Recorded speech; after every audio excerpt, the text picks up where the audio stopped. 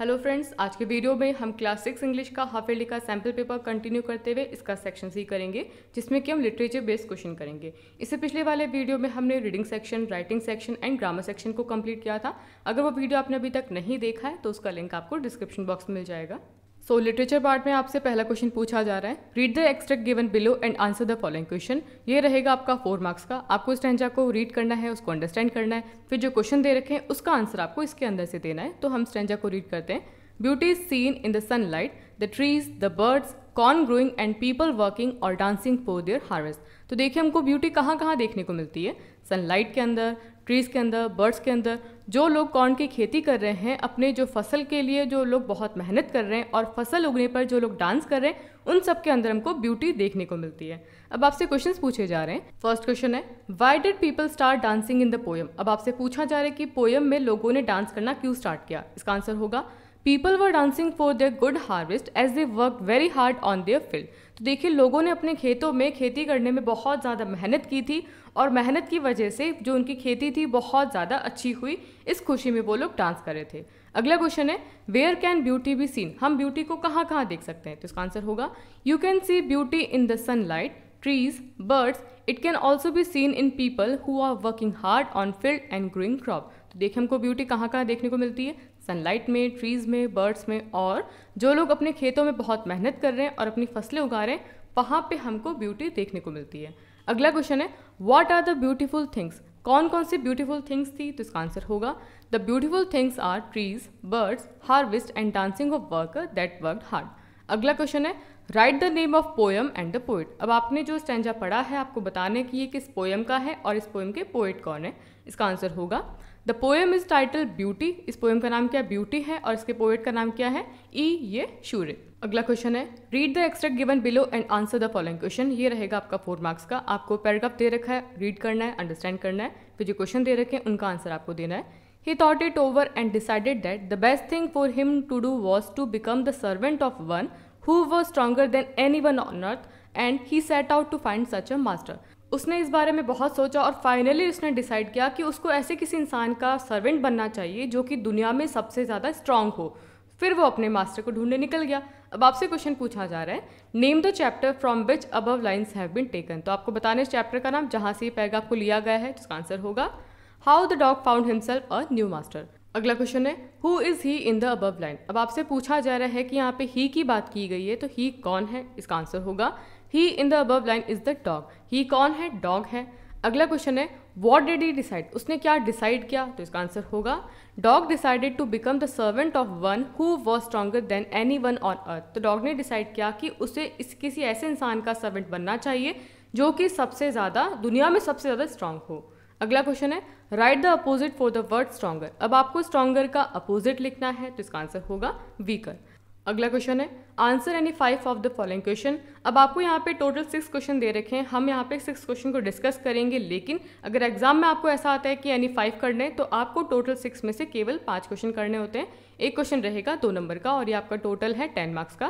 पहला क्वेश्चन है, where was Kalpana Chawla born, why she called an Indian American. आपसे पूछा जा रहा है कि कल्पना चावला कहाँ पैदा हुई थी और उनको इंडियन अमेरिकन क्यों कहा जाता है। इसका आंसर होगा, Kalpana Chawla was born in Karnal Haryana. कहाँ पैदा हुई थी वो, करनाल हरियाणा में पैदा हुई थी।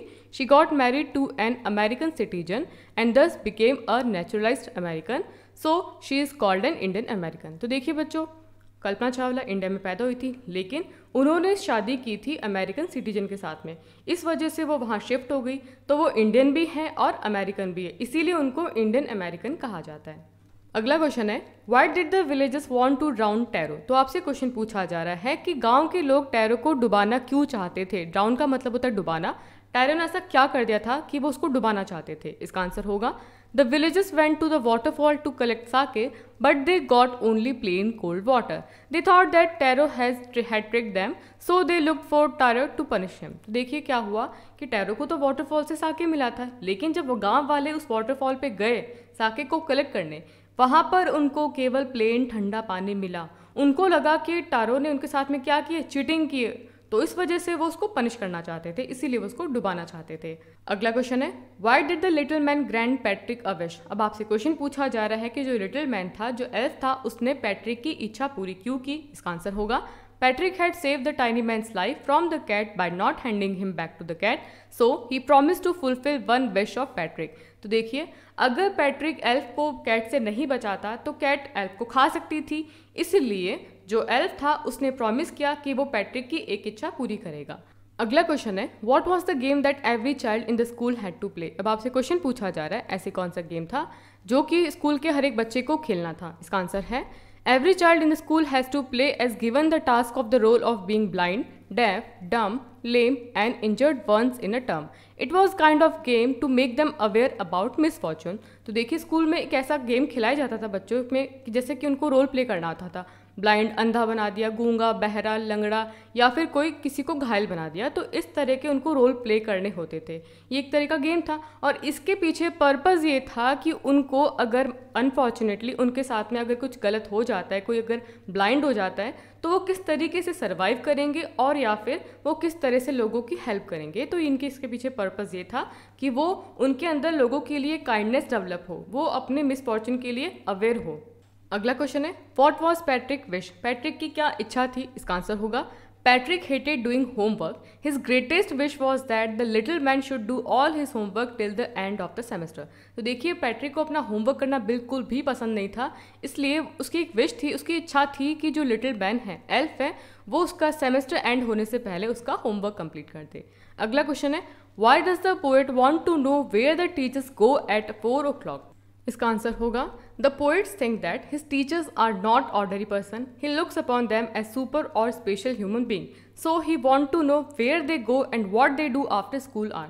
तो देखिए, जो पोएट है वो ये समझता है कि उसके जो टीचर्स हैं वो ऑर्डनरी इंसान नहीं है, वो कोई स्पेशल या फिर सुपर ह्यूमन बीइंग्स है।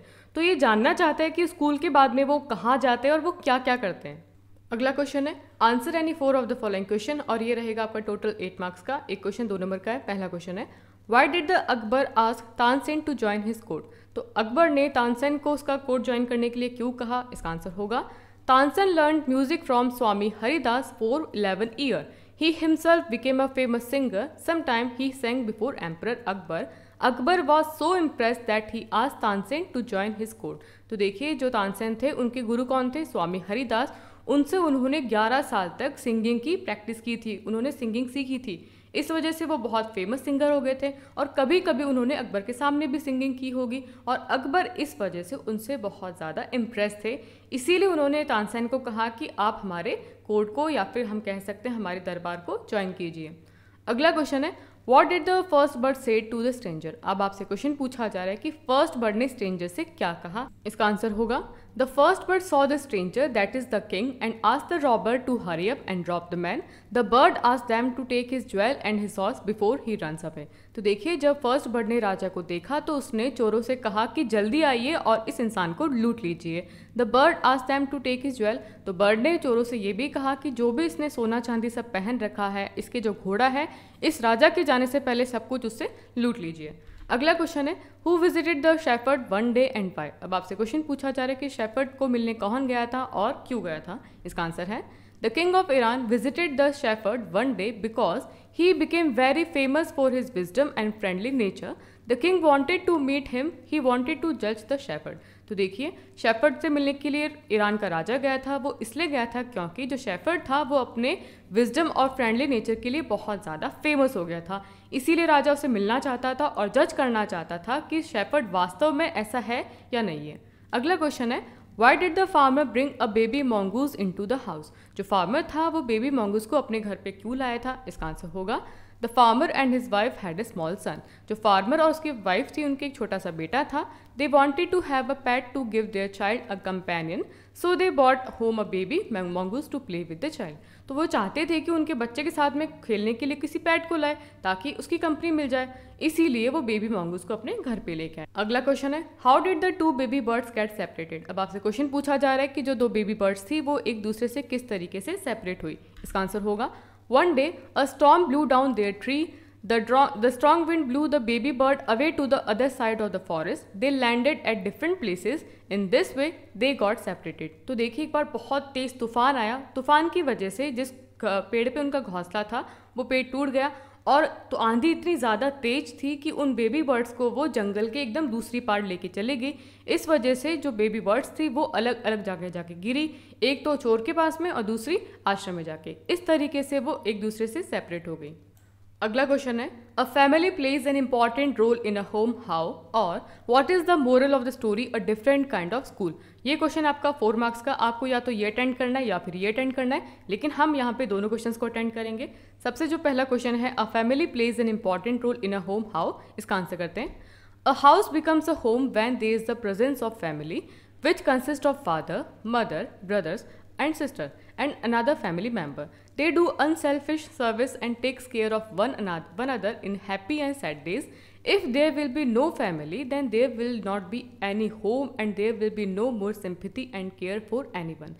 देखिए बच्चों, कोई भी हाउस कब घर बनता है, जब उसके अंदर फैमिली मेम्बर्स रहते हैं, जैसे कि हमारे फादर है, मदर है, हमारे भाई बहन है और बाकी फैमिली मेम्बर रहते हैं, तो वो क्या बनता है, हमारा घर बनता है। और जो ये जो घर के मेंबर्स होते हैं, घर के जो लोग होते हैं, वो एक दूसरे की अनसेल्फिश सर्विस करते हैं। किसी का किसी से कोई स्वार्थ नहीं होता है, ये हमसे बहुत ज़्यादा प्यार करते हैं, इसीलिए हमारा ध्यान रखते हैं, चाहे हम हैप्पी हैं चाहे हम उदास हैं, लेकिन हर कंडीशन में ये लोग हमारे साथ होते हैं। अगर हमारे साथ हमारी फैमिली ना हो तो क्या होगा, ये घर नहीं रहेगा, फिर इस घर में किसी तरह की सिंपैथी नहीं रहेगी, कोई किसी की केयर नहीं करेगा। इसीलिए कोई भी घर कब बनता है, जब उसके अंदर रहने वाले फैमिली मेम्बर एक दूसरे के साथ में कनेक्टेड होते हैं, एक दूसरे के साथ में अपने इमोशंस को शेयर करते हैं। अगला क्वेश्चन है, what is the moral of the story a different kind of school. अब आपको पूछा जा रहा है कि जो आपका चैप्टर है अ डिफरेंट काइंड ऑफ स्कूल, इसका क्या मोरल है, ये हमको क्या सिखाना चाहता है। इसका आंसर होगा, a different kind of school teaches us that if we want someone to be fully educated, we will also have to teach them how to respect other, help physically disabled people. In this story, there is a school where people are made blind, deaf, etc. for a day, and other people have to help them. So in this way, people are also taught how to be kind to other. Only books can not make a person fully educated. देखिए बच्चों, हमारा जो chapter है different kind of school, इससे हमको ये सीखने को मिलता है कि अगर हम किसी को फुली एजुकेटेड करना चाहते हैं तो हमको क्या करना पड़ेगा, केवल बुक के नॉलेज से कुछ नहीं होगा, उसको हमें रेस्पेक्ट करना सिखाना पड़ेगा, जो फिजिकल डिसेबल पीपल होते हैं उनकी हेल्प करना सिखाना पड़ेगा। ये जो हमारा स्टोरी है अ डिफरेंट काइंड ऑफ स्कूल, इसमें हमने ये सीखा कि एक स्कूल है जहाँ पर बच्चे डिफरेंट टाइप के रोल प्ले करते हैं, डिफरेंट गेम खेलते हैं, जैसे कि ब्लाइंड का रोल हो गया, डेफ का हो गया, अलग अलग तरह के रोल प्ले करते हैं एक दिन के लिए। और बाकी क्या होता है, जो बाकी बच्चे होते हैं वो उनकी हेल्प करते हैं। तो इस तरीके से हम क्या करते हैं, दूसरों की हेल्प करना सीखते हैं। केवल किताबी नॉलेज से कुछ नहीं होगा, हमको हर तरह की नॉलेज का होना बहुत ज़रूरी है, हमारे अंदर काइंडनेस का होना भी ज़रूरी है, हम दूसरों की प्रॉब्लम को समझ सके, इतना हमारे अंदर नॉलेज का होना बहुत ज़रूरी है। सो बच्चों, आज की वीडियो में हमने सैम्पल पेपर को कंप्लीट किया। आई होप ये वीडियो आपकी प्रिपरेशन के लिए बहुत ज़्यादा हेल्पफुल होगा। वीडियो अच्छा लगा तो वीडियो को लाइक करें, दोस्तों के साथ शेयर करना है, और चैनल पर नए हैं तो चैनल को सब्सक्राइब करें। Thanks for watching.